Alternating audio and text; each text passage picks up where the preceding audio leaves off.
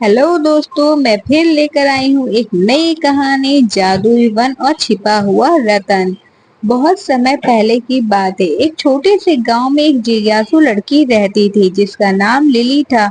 Lily हमेशा अपने गांव के पास के रहस्यमय वन से मोहित रहती थी। गांव वाले उसे जादुई वन कहते थे और उसके जादुई निवासी और छिपे हुए रहस्य के बारे में कई कहानियां सुनाते थे। लिली अपने दिन वन और उसकी रहस्यमय कहानियों के बारे में सपने देखते हुए बिताती थी। एक ठंडी शरद ऋतु की सुबह उसने फैसला किया, अब समय आ गया है कि वह जादुई वन में की खोज करे। उसके अपने बैग में कुछ जरूरी सामान पैक किया, पीना पानी, कुछ खाना, एक टॉर्च और एक नक्शा जो उसके दादा ने उसे दिया था। नक्शा पुराना और घिसा हुआ था जिससे रहस्यमय संकेत और निशान थे जो वन के भीतर छिपे हुए रत्न की ओर इशारा करते थे।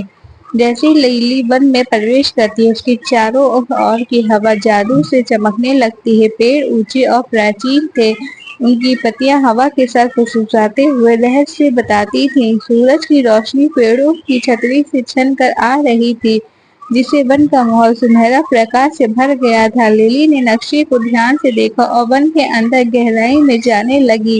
रास्ते में उसे कई अजीब और अद्भुत चीजें दिखाई दी, चमकते हुए फूल, गाना गाते हुए पंछी और चमकती हुई तितलियां। थोड़ी देर बाद उसे एक पुराना पत्थर का पुल मिला जो शांत नदी के ऊपर बना हुआ था। नदी के पार एक गुफा का मुंह दिखाई दे रहा था, बिल्कुल वैसे ही जैसे नक्शे में था।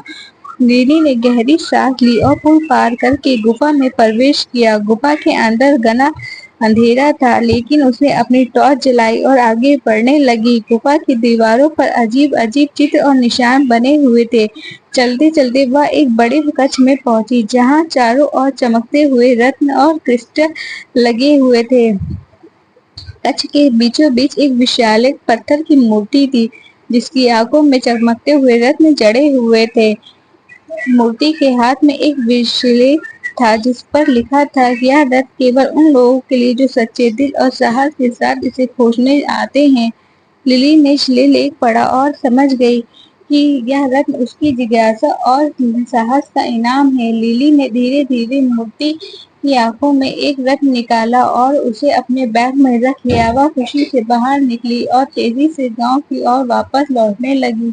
गांव पहुंचकर उसने सभी को अपनी रोमांचक यात्रा की कहानी सुनाई और रत्न को गांव के बुजुर्ग को सौंप दिया।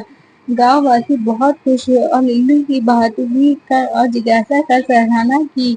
इस तरह लिली ने न केवल एक अनमोल रत्न पाया बल्कि अपने साहस और सच्चे दिल से सभी के दिलों में अपनी जगह बना ली।